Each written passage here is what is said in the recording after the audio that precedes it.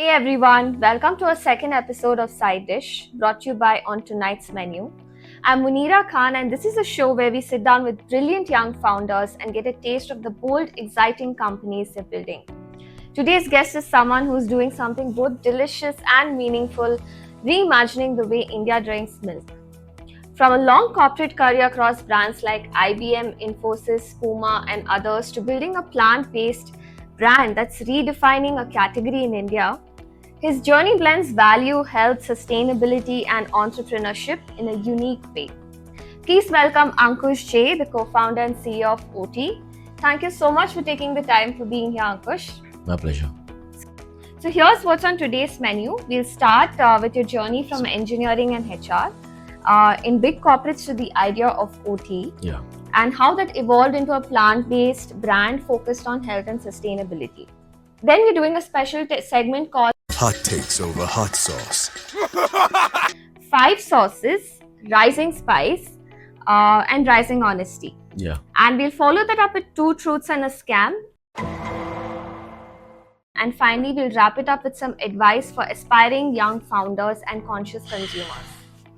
So if you're hungry, let's dive in and let's get started. So Ankush, let's start from the beginning. You studied engineering and then you were in HR, spent over a decade in leadership. At what point did entrepreneurship enter your life, and when did the idea of OT take shape? Around the time I was with Mylan Pharmaceuticals, I just had a thought of where is all of this going, because is Ankush creating any impact for the world?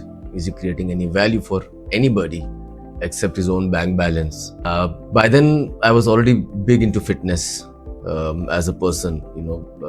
I was already there, and I realized that one of the biggest products that India consumes, dairy milk, is in itself so unhealthy. It's full of hormones. It's full of antibiotics. It's one of the leading reasons of global warming, climate change. The saturated fat content is so high. So it was a problem to be solved, right? What do we as a nation consume if not dairy milk? Almond milk has been around for a while. Soy milk has been around for a while, but not really moved the needle. And I just also realized that oat milk is picking up big time in the West, in Europe, because of its familiarity with milk. It's very close to dairy milk in the way it works in chai, coffee. It's very close to dairy milk in its taste and familiarity. And I thought, okay, let's try to solve an easy problem first, which is plant-based milk, and maybe look at plant-based meat later. So I thought, let's fix this problem of a broken dairy industry. Not good for our health, not good for the planet. We got to bring something out, and so OT was born. So good initiative, actually. So we'll move on to the next question. So you made a big transition from corporate HR and HR leadership, and then to launching a brand in plant-based space. That's quite a leap. So what was the shift like mentally and practically? Very interesting question. In fact, you may not even believe what I say. Small anecdote. I was very comfortable in my corporate 9 to 5, 9 to 6 job. Paisa aa raha hai, salary is coming, you have power. But then I was just in a bubble, and 2 of my very close friends from NIT Surat, Vishal Pandit and Mohit Bansal, both who were changing the game in the crypto industry, we sat down one night and they were just generally saying, "Ki boss, you are in HR, you're literally selling careers to people. If you can sell a job to a person, if you can manage these many people that you're managing across 10 years, then you can sell anything in life, remember that. So why don't you consider working for yourself rather than working for somebody else and selling their dreams to others?" That night it hit me hard that what they're saying is actually true. I'm probably a sales guy deep down who's doing an excellent HR job thanks to my pedigree and my network. And maybe that day something changed. The idea was planted. So again, the third question. So OT is a plant-based milk brand rooted in health and sustainability. And you practice what you preach as a vegan and a sustainable advocate. So, what gap did you see in the Indian market that made you think that this was the right product to build? I did see a gap in terms of soy milk was bad in taste. Almond milk was perceived as a premium Amiroka drink. It was for the rich. So what about the middle class? What about the upper middle class? What about the corporate class? The huge working population of our country. There's got to be something which is somewhere between a soy and an almond, which is premium yet affordable, which is tasty yet healthy, which has a good appeal to all sections of society and doesn't come across as this is only for the bourgeois. So we filled that gap using oat milk and millet milk. Creamy, affordable. Of course, it's going to be a little bit expensive because health comes at a cost. And I firmly believe if something is cheap, it's cheap for your body also. So I think we focus on premiumness, we focus on value for money. If a product costs something, I would tell you, Munira, especially and our customers, it's not a spend, it's an investment. True. In your health. OT isn't just oat milk. You've launched products like you said, your millet milk and multiple flavored variants. Yeah. And even collaborated on sustainability initiatives with plant-based QSR companies like Tapri with Tech Mahindra. Yes. So how do these extensions fit in with your larger vision for the brand? Right. That's something we've semi-failed, I would say, right? Failure is a part of every journey. We did have our Tapri. Tapri is your chai shop, local chai shop in a corporate setup, which is Tech Mahindra, which was serving world's first plant-based Tapri. Your chai and coffee and everything made in the Tapri is using plant products, plant milk, plant-based stuff. It's certainly an extension because one arm is the brand arm, which is the product which you see in front of you, where people buy, interact, experience it. But the other arm also has to be an experience arm. So we are now in process of setting up the Tapri, maybe in Indiranagar or Kamanhalli, so that people can actually experience what a chai and coffee made with this tastes like before going ahead and buying it, because they can feel it's great on their gut, it feels so light, the taste palettes, and the taste of health is what comes out. And then so informed decision making is what that helps us achieve. So look out for the new upcoming Tapri coming in your neighborhood. Yes. Where you can have your chai and coffee with OT's oat milk. So moving on from the marketplace launches to distribution and brand partnerships. Yeah. What's been one of the biggest challenge you faced in growing OT? I think is India's attachment with dairy. Right, India is obsessed with dairy, paneer, ghee, makhan, butter. It's, I think, largely in the north. South is still not very heavy on dairy. South is more about curd and buttermilk, less on paneer, ghee. But in the north, it's so part of our culture that people are in denial. Right? कि नहीं दूध तो बहुत अच्छा है, and इसमें calcium आता है, and ये हमारे बोन्स के लिए अच्छा है. In fact, everywhere where I go, this is one thing I say, and people initially get shocked, but then they agree that human beings are considered the most intelligent species on this planet. And it is us being the most intelligent species, the only species exhibiting this behavior of drinking somebody else's milk. There's no other species which does this. We are supposed to drink our mother's milk and it ends there. The cycle of life ends there. We are the only species supposedly most intelligent and drinking somebody else's milk and calling it our milk. Interesting. Didn't know that. It's a learning for all of us actually. So coming to the last question, and conversely, what's a moment of validation, a win that made you think that this is working? I'm glad I started this. So yeah, very nice. So I think a moment of validation came to us 2 years back when Ajinkya Rahane decided to join forces with us. We were of course on the lookout for a good brand ambassador, because a cause, a movement that is this big and transformative needs an icon level person to attach with a brand. Fortunately, we were in conversations with a few influencers, icons, celebrities, we realize sports is the direction we need to take because that's where fitness and health becomes very important. Ajinkya himself is dairy free for the last 5-6 years. He might indulge once in a while in some form of meat, but as much as I remember and understand, he's dairy free for more than 4-5 years now. He showed a lot of interest in talking to us. We always felt we are a small brand. हमको थोड़ी कोई भाव देगा, right?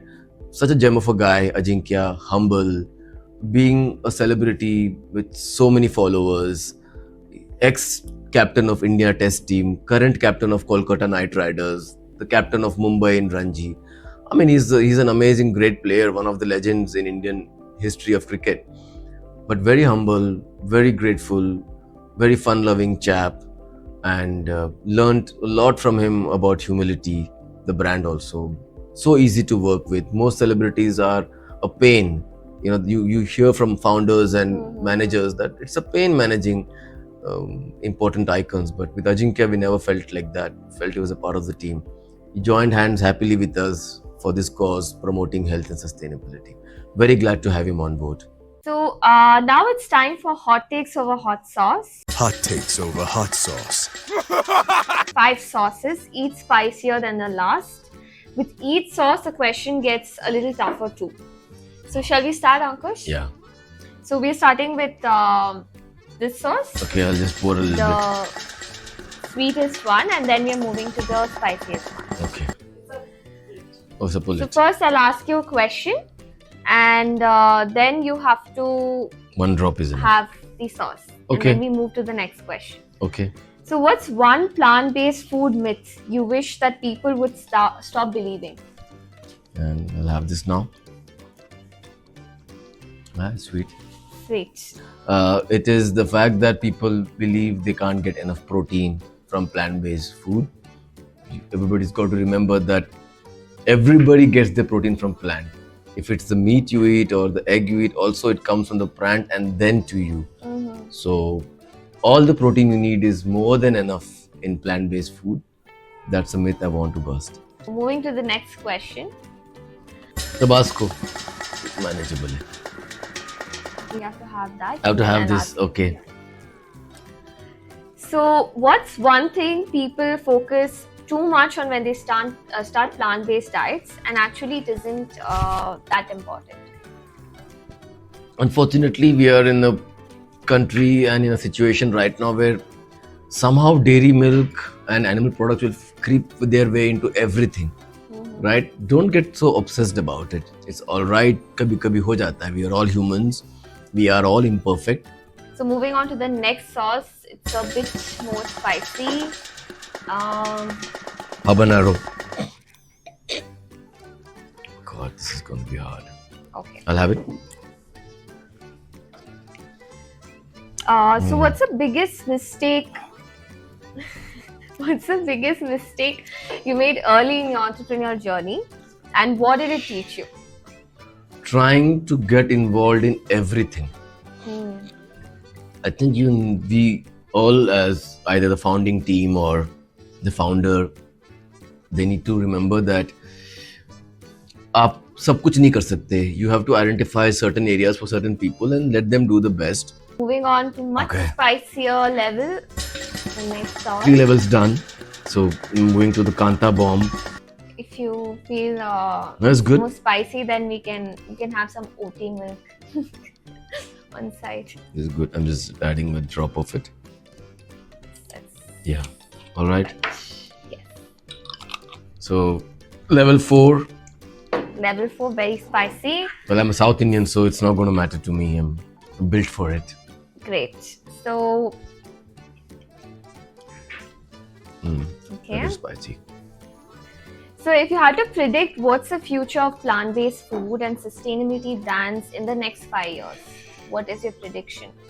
So I think plant-based foods is the future, whether it is milk, whether it is animal foods getting replaced, whether it is a lifestyle, whether there's longevity. There's enough science out there which talks about how having a largely whole food plant-based diet is your secret sauce success for a longer life. So all these blue zones that you see, you would have heard of blue zones in the world. Blue zones are areas where people have, I think, 80, 90, 100-year plus life expectancy on an average. So Okinawa in Japan is one such. You have a place in Greece which is a blue zone. You have a place in Italy, I think somewhere in Napoli, which is a blue zone. All blue zones show one very clear trend, which is they are largely whole food plant-based. Plant-based diet. So it's the future of human race. Got it. Very interesting. So moving on to a much spicier, the last level most is the spicy. hottest. Okay, this is Nagin. Um, 8 out of 10. Right, I'll have to stick a little bit. Okay. Super spicy level 5. Oh. Okay. So what's one hot take you have about the Indian food and beverage space, especially sustainability and or plant-based, the most people won't agree with? I mean, I could be, maybe people won't agree with this also, okay? But I think people feel that plant-based lifestyle or a vegan lifestyle is expensive, right? It's meant for only premium people. Want some water? I think Shall you want some OT milk? Water. I'm good. Yeah, the last one was definitely a Very bit spicy. Good spicy. I would enjoy that. I think that people think it's costly, and the point I would like to make here is I think at a mindset level, we all need to look at everything either as a spend or an investment. If you're buying a bag of chips, that's a spend. If you're buying a bowl of salad, even if it is $300, it's an investment. Let's remember that the greatest investment you can make is not in a mutual fund, not in a Franklin Templeton portfolio, not in an SIP, it's in your health. Because one thing I believe very closely with my heart, which I tell a lot of people, is you may have 1,000 problems, but the day you have a health problem, you only have one problem. So this is another round called Two Truths and a Scam. So Yeah. you tell me 3 different statements. 2 will be true and 1 will be a lie. And I have to guess which one is the lie, like which statement is the lie, which is not true. Okay, so I'm going to share 2 truths and a scam. First one being, I think I was in LKG or UKG because memory is very faded. My dad was posted somewhere in Punjab, and me and a friend of mine at that age had actually crossed over from India's border towards Pakistan, and we were in this area called No Man's Land. Between India and Pakistan border, there's a stretch of land which is called No Man's Land. So we got kind of lost there, and then we were picked up back by the Indian Air Force Police. That's one. Second, India is the largest exporter of beef. India is the largest producer of dairy milk. Clearly, there is some connection. And third being, I'm also a biohacker. I don't think the term is too common in India. You guys might have heard of Brian Johnson. He's a biohacker at a very different level. Obviously, he's a very enhanced, advanced biohacker. I'm somewhere intermediate or lower than that. And I've been biohacking for the last 5 years. And I've pulled back by my age by 10 to 11 years as a biohacker. So my actual age, which is on paper my age, and my biological age, there's a difference of 10 years. Like you said it so, in a nice flow that I don't know. I mean, I want to get it right. Yeah, that's the whole point, that give something that's difficult to point out. So I'm sure the second one, that's a fact that India is the biggest producer of beef and exporter of beef and producer of dairy. I'm not going to react. That I've read it somewhere. So that should be a truth. So I wouldn't consider that. This biohacking, I've heard of it from one of your other episodes. I think Aurum you had done one. So Right. I'm not sure what did you say. Should it be the first one? Is a First lie. one is a lie. That when you were in LKG, you moved Crossed over towards Pakistan. towards Pakistan. Then you brought back by and you got lost. Is that a lie? No, it's not. It was a decoy. I did that actually. That happened. Like I said, LKG, UKG, and the Air Force Police did come and grab us out of that no man's land. It was in Bhatinda. So if you look up the map, Bhatinda is very close to the Pakistan border. My dad was an Indian Air Force officer, and Bhatinda is one of the important air bases in the country. Okay. The lie was around the dairy industry. India is the second largest exporter of beef, not the largest, but it still is the largest producer of dairy milk. Sorry, So, my small memory isn't that good, but I just remember the gist of You're right. like, okay, India's dairy and beef. I knew a little about it, so I didn't get that right. So we'll move on to the next round. Just gonna ask a couple of questions. What's your advice for the younger generation Okay. of people who are building this, or Yeah. maybe want to venture into this food space? So, what's one piece of advice would you give for someone who's thinking of launching a plant-based food product today? I would say definitely make sure you are picking a problem you're solving. Because if you're not solving a problem for a strata of society or for a considerable number of people in society, you will always struggle to generate revenue. So make sure that the market you're addressing is a seizable market. So, what is your advice for founders who are struggling to find the right product market fit? Founders and the founding team, they get so obsessed with their product many times, and they love it so much that they become blind to what the market is talking about it. That is where product market fit comes, because you are so obsessed with your product. It's great and it tastes this, it's got this much protein and isme ye flavor hai. People get so obsessed that they forget that the market has to accept it and the market has to repeat by it. एक होता है product बिकना, and then something is called stickiness. Is it sticky? Do consumers come back again and again to buy it? Is very important.